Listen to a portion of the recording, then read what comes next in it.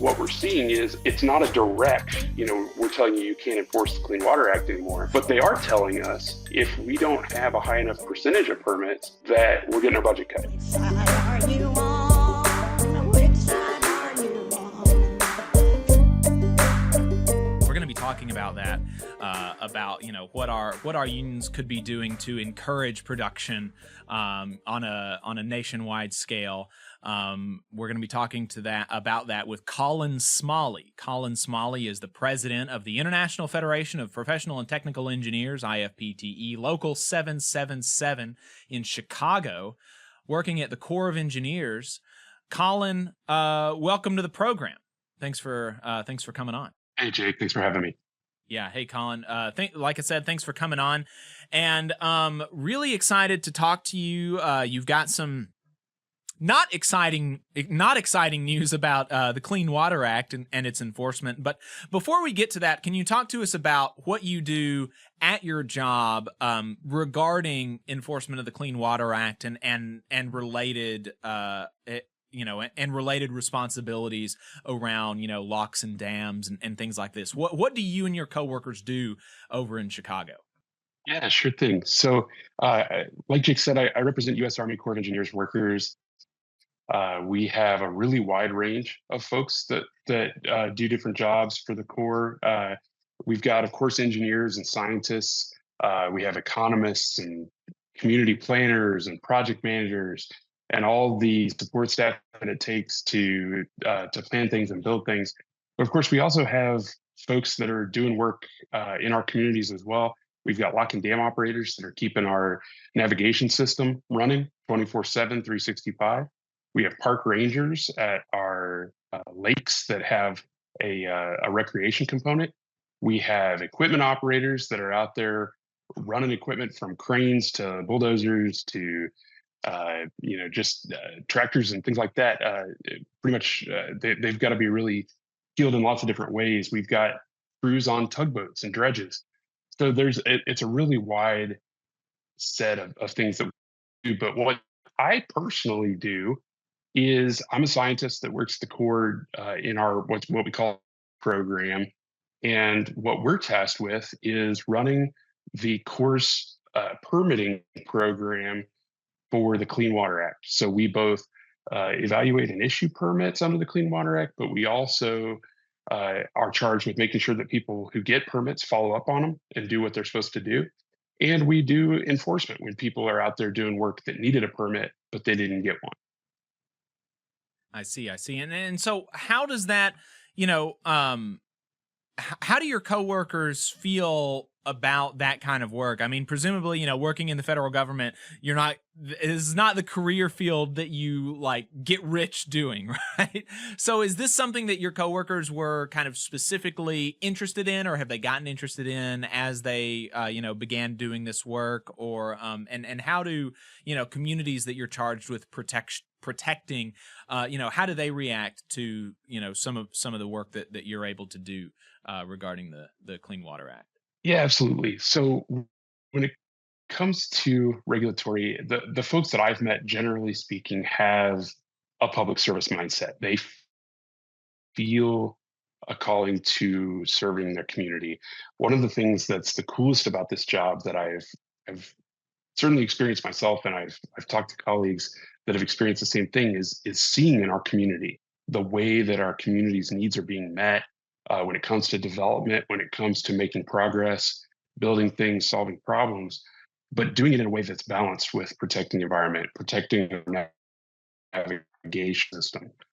And so we take that really seriously. And you're right, it's not maybe the most lucrative, but it's a stable job. It's a job that we feel a lot of pride in, and we really get to enjoy the benefits of firsthand as members of our communities. Right. And so the Corps of Engineers from DC has come out with some new, or they're coming out with some new guidelines regarding enforcement actions and how exactly that's going to be happening. Explain that to us. What's going on there? Yeah. So just to paint a little bit of history to this, the regulatory program, the sort of relative mix of which parts of our job we do has traditionally been informed by Congress. So Congress will tell us, we want you doing this percentage of your time doing permits and the science that goes behind it. And we want this percent of the time doing enforcement and compliance and that kind of thing. And generally speaking, it's been consistent for a very long time. And I want to say, maybe what they're doing right now is a little more nuanced. It's not necessarily a new policy directive or anything in writing that says, this is the way we're doing things now, and this is a change. But what we're noticing is that there's a new algorithm that our headquarters office for the individual districts, their tree, and that's how we're divided workload wise. We each have responsibility for a certain area. Some of us, like Chicago, are really small, and some of us, like Omaha district, are really big. Omaha has 7 or 8 states, whereas we have 7 or 8 counties here in Chicago district. And so what happened to us here in Chicago is that because this algorithm determined that we were doing too many of the enforcement and compliance and those type of non-permitting supporting type of activities compared to the number of permits we were issuing, the number of development permits we're issuing, we scored very near the bottom of the core in this metric. And we had our budget cut. And that money was given to a district that had a higher percentage of permitting actions compared to their overall workload. And so what we're seeing is it's not a direct, we're telling you can't enforce the Clean Water Act anymore, but they are telling us that if we don't have a high enough percentage of permits, that we're getting our budget cut. Your budget will be cut even if because it's not as if the Corps of Engineers in Chicago is just sitting around, twiddling their thumbs, right? I mean, the work product is there and can be verified, but it's more enforcement oriented. And so there is kind of they're not saying it's a punishment, but there's a budget cut that's being associated with that. Am I understanding that right? Yeah, that's what we're experiencing here. And to be clear, it's not necessarily the same everywhere. It depends how your district scores on their metrics right now. But when it comes to enforcement, one of the things I think about is that we don't view, like I said, we're all scientists. We're not special agents or anything like that. We're not out there raiding people's properties or anything like that. What we're doing is making sure that people that have standards that do come get their permits are not at a disadvantage compared to the people that would just go out there with no regard to the rules. And so, I think that when people hear about the Corps of Engineers enforcement part of our program, especially folks, maybe in the building trades or in agriculture, see that as a threat, a problem. And I would encourage people to kind of reframe how they think about that into, a lot of us in the trades, in the labor movement have those standards. We pull the permits. We do things in a way that complies with the law. And so we shouldn't have a competitive advantage to the people who are willing to ignore the law. And, that's what I'm worried about in terms of the overall movement and our community, is that we need our enforcement program as a as a check against these unscrupulous practices. And I guess the last thought I have on that is that the amount of enforcement work that we do should be driven by the amount of unlawful construction that's going on that may have impacts on the environment or on our navigation system that's going on out there without a permit. And so, as opposed to whatever's determined by some algorithm, some data number, like you would see in the corporate sector. Right. Yeah, well, that's a crazy idea, Colin. The amount of enforcement actions should be driven by the amount of enforcement actions that are needed, rather than some ratio that bureaucrats are trying to meet. That's kind of wild. I'm not sure. Uh, that's a wild idea. That's why we're red today. Right. There you go. um, how are your coworkers reacting to this? And you know, yeah, how are your coworkers reacting to this? So the conversations that I've had, I think a lot of us agree that this is not the right tactic. That I mean, first of all, a lot of us were around a decade ago, the last time that we were really metrics focused in our program. And what happened was that all of our metrics were green. You know, that the military officers that run our district love to see things in red, yellow, and green. And so when our permit metrics were green and everybody in command was happy, when it came time for Congress to write the checks, to appropriate money for our program, they never increased our budget because they said, "Well, look, you're meeting all your metrics, so you don't need more money."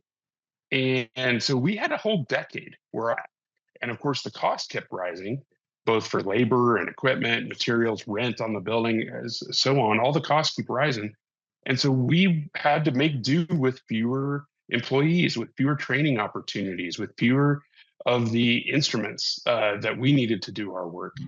We were frequently behind what the consultants we work with had in terms of technology and that kind of thing. And eventually, our program kind of came around to not rely on those metrics, to not be we jokingly call it bean counting, right? We we finally freed ourselves from that, and now we're finding ourselves back where we were. And so a lot of us are discouraged by that. We, like I said, are scientists. We have both experience in the program, but we also have studied the systems that we work in. And so and we know the context of our communities. And so, when it comes to environmental justice, which is a priority of this administration, when it comes to the ability to give a voice to working class people, we don't want to be constrained by a metric, an algorithm that's created in Washington to tell us how to do our job. Hey, 5 seconds, just wanted to say that this is only possible because of our donors. If you want to see more of this, then consider donating yourself at tvlr.fm/donate. And so you're president of the union in Chicago, and you're obviously, concerned about this, as are some of your members, or a lot of your members. What is there that can be done from the union perspective to try to fight this, to fight this change? So I think when we're thinking about things like this, one of the terms that's common out there, and this actually came up at a meeting of federal sector unionists at Labor Notes recently here in Chicago, and the concept is called bargaining for the common good. And this is the idea that we as labor can push for things that are good for our own community. There's a lot of really cool examples in the federal sector here in Chicago. I know my colleagues over at the Environmental Protection Agency. They're represented by AFGE, the American Federation of Government Employees, and they've Brian been Kelly. pushing for the federal pension fund. Yeah. So they've been pushing for the federal pension fund to divest from certain investments that are harming the environment. And so realizing that we have a voice in that and using our voice in negotiations at the bargaining table in a very traditional way is a powerful thing for workers. Here in Chicago, there's a lot of great examples from the Chicago's Teachers Union about how they've been bargaining with the premise that the teachers' working conditions are the students' learning conditions, and that it's inextricable from the health of our community is the health of our schools, which is where the teachers work. And so bringing the power of labor and of collective action and of community action has a lot of exciting precedents and has been gaining a lot of steam lately. I will say though that one of the other things is that I tell my workers and the members of my local is that we also have a lot of rights to communicate. Me being on this show and talking about this is because I have a legal right to collective action. Mm. I have a legal right to speak about the conditions of my work and of my coworkers' work. And so we can use that. We have a legal right to go talk to our representatives in Washington and of folks that are officials in the executive branch. That's in the law as a protected right for us as federal employees. And so I think we have to bring all of that to bear. And on that last point, when it comes to talking to executive branch officials, another sort of symptom of this corporatization that we're seeing in our agency right now is that they have a push right now for what they call automation of the navigation locks and dams, as well as the hydropower dams in the Army Corps of Engineers across the country. And what they want to achieve is some off-site operations where they can have a control center, maybe in Atlanta or Cincinnati or somewhere, and they're running a whole suite of different facilities from that control center. And we obviously have some really strong thoughts about that and about the effects that might have on safety and on our communities. But what the Corps has done in that case is they set up what they call a governance board, and it's internal to the agency, so they have a decent amount of control over it. But it's getting extra sets of eyes, maybe not involved with doing the actual work of this sort of transformational change, getting those extra eyes on what's going on and shaping the direction, the pace, the manner in which this change is happening. And so one of the things that I'm calling for as president of my local is for them to establish a governance board for this change in the regulatory program as well. And then for both of those boards, I think it's essential that a voice of labor, that workers be appointed to this board with the same reason that you would appoint leadership to this board, folks in leadership positions, because I think that the workers on the ground, the ones who are implementing the program both now and in the future, having their voice, their perspectives on a board like this would really go a long way in making sure that the change is being done in a responsible way. And so far, the Army Corps has completely denied that. We've requested it. We've requested it through our international union, even working with some other international unions, and they've been very steadfastly denying our ability to have a voice in this change. And so I think we're going to have to start using our voice in more and more public ways to call attention to this. What has been the response from the agency leadership to your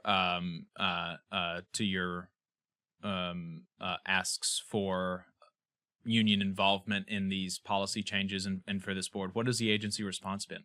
So the regulatory program issue that I'm talking about, it's all developing right now. It's all very much a live issue. The lock and dam issue that I just referenced, like I said, they stood up that board, I believe it was in August or September of last year. And so it's been some time now, and I made a request, a very, unthreatening, just kind of, hey, I've got expertise in this. I've represented hydropower workers. I've represented lock and dam workers. We've got a viewpoint to bring to the table. And we even pointed out that the Biden administration had released a report. There was a task force on worker empowerment that the administration put out. And one of the things that it pointed out was that one of the reasons that agencies should rely on and incorporate union voices is because the leaders of unions are democratically elected. They're not going to say something that is against their workers' interests because we have accountability baked right in. In my agency, in my workplace at least, none of us get to vote on our boss, so we can't control who's on the management side of any particular table, but we do get to vote for who our union leaders are. Right. And in my local, we vote on issues that we pursue. We vote when it's time to accept negotiation, a tentative agreement that we've made with management. We've got one of those going on right now. So that democracy brings accountability to a conversation. And so when you've got a governance board, if you put labor seats on that board, you're going to get good input. And we pointed that out and we cited our sources. And of course, they came back and they said, well, we're not legally required to put you on this board, so we're not going to. And we pushed back on that a little and said, we're not arguing that you're legally required to, we're arguing that you ought to. And they came back and reiterated that they weren't required to and that they weren't going to. So we're working to build a grassroots campaign, working with the workers. And like I said, this is starting right now.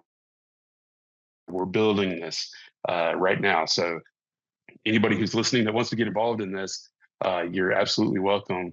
And we absolutely need you, and we need your voice, and we need people to tell their stories, because this is how we're going to make that change, not by just asking for it. Yeah, well, obviously keep me updated. Looking forward to continuing to watch this specific campaign. And just to wrap up, we were talking this morning before the show about more broadly the corporatization of the federal government and the hollowing out of the actual work and the diminution, I think that's the word, of institutions like the Corps of Engineers to contract administration agencies, right? And just overseeing work being done in the private sector, as opposed to actually designing and building and overseeing the thing ourselves. Can talk to us a little bit about how you see that, on a broader scale over the last, 5-6 decades, the privatization of the federal government and what that has done to federal employees who want to do this kind of work, and what it's done to the country. Yeah, absolutely. I think that what we've seen, we just bargained a new contract last October, and one of the articles that had been in a previous contract was about contracting out, about what they call the A76 process. It's the process by which the federal government can essentially advertise some part of our responsibility and see if any contractor wants to do it instead of us. We haven't seen that in a long time. I think the fights of the 80s and 90s, where they were directly outsourcing whole shops, whole programs, or individual workers' fees, I think that has hit a low point in my experience. But what we're seeing instead is kind of what you just alluded to. It's, instead of our civil engineer doing the work, it's our civil engineers reviewing what a private sector engineering firm designed. And a lot of times, the reason I'm seeing that happen, it's not because our people don't have the expertise. It's not because we have a bad track record or anything like that. There's nothing like that. But what happens is, I was describing what happened in the regulatory program, where we had flat budgets for a decade. And what that meant was we lost people. We lost, somebody would retire and we just couldn't fill that spot. And eventually it fell off the staffing plan, and that spot's never coming back. And so we lose capacity, not necessarily expertise, but we lose capacity. And so then when it's time to execute a surge in work, Congress tells us, hey, we need you to go solve this problem. Now we may not have the capacity in-house to do it. And so we have to turn to contracting. And I think that is sad for our whole system. I think that there's a great legacy in this country of government employees doing really good work for the communities that they live in and the communities around the country. And we still do that good work. But you see these forces. I think the most stark example in the country right now is with the Postal Service. Obviously, that's a government corporation or whatever they want to call it. But at the end of the day, it's a public service. And I know there's a group out there building a fighting NALC, they call it, the National Association of Letter Carriers. But they're in this same fight where they have a boss who is from industry. I mean, he's from a corporate America, right? And he's deliberately making it difficult for them to do their jobs, so that then when somebody compares these workers to the private sector, they say, well, look, this is inefficient. We should outsource it. We should contract it. And that's what we're seeing. And it's not always as publicly done as they've done in the Postal Service. It's not always as visible to people as the Postal Service is, but we're seeing that in every corner. I think I know we see it in our district and in other districts where I've worked, and I think you were saying you've seen it at your job too. Oh yeah, absolutely. I mean, our engineers do not. At least in my division, I've been in the same division since I started working there. So, I don't want to speak too broadly or pretend to have too broad of a view, but in my division, I have never seen one project designed by Corps of Engineers. It's all reviewing, not doing. That's my little catchphrase. We need a Corps of Engineers where the engineers can do instead of just review. We need to make a slogan out of that. That's right. I like it. Yeah, the IFPTE represents workers at Department of the Navy. And I'll tell you, the work that's done at our public shipyards these days is very different than it was in the past. We used to build whole warships. And now my understanding is that we have a lot more focus on operating and maintaining warships that are built by private sector.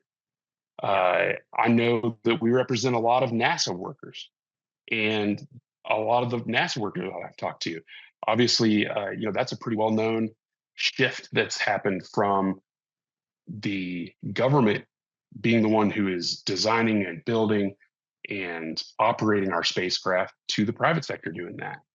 And so I think this is something that is affecting the whole of government. It's affecting the working class in sort of an insidious way. It's being done piece by piece. It's chipped at, rather than the tactics that they used in the 80s and 90s, like I said, where they would come in and they would just advertise, we're going to take your jobs and we're going to outsource them. Right. And I don't think that's done so much anymore. It's this more subtle change, but it's pervasive. Yeah. Colin Smalley, president of IFPTE Local 777 at the Corps of Engineers in Chicago. Anything else that you wanted to mention before we let you go? Well, I think we've covered pretty much it. We'll definitely stay in touch. Happy to update you and your listeners on how we do on this quest to. I liked your phrase earlier, but I'd say for us, we want to serve the public, not an algorithm. That's right? another good That's one. What we're trying to claw back. Yeah, that's another good one. If you end up we'll wanting let you know to how use, it goes. Yeah, if you end up wanting to use my slogan, I will. I'll lend you the trademark for a very cheap price, so we can talk about that after. Thanks, Colin. All right, I appreciate it, brother. Yep. All right, like I said, Colin Smalley. Thanks for having me. Yes, sir. Colin Smalley, president of IFPTE Local 777 out of the Corps of Engineers in Chicago. We'll be keeping an eye on that, and I'm going to be forwarding this. Once we clip it, I'm going to be forwarding it to some reporters that I know to try to see if we can't get some more attention on it, because it sounds crazy. Absolutely wild. You just saw a clip from the Valley Labor Report. We are live every Saturday morning from 9:30 a.m. till 12:30 p.m. And we pride ourselves on keeping all of our content free to everybody so that we can talk to as many working folks as possible. If you support the work that we're doing, you think that it's important, you think that it's good, then consider making a monthly contribution to the project, and you can do that on our website, tvlr.fm.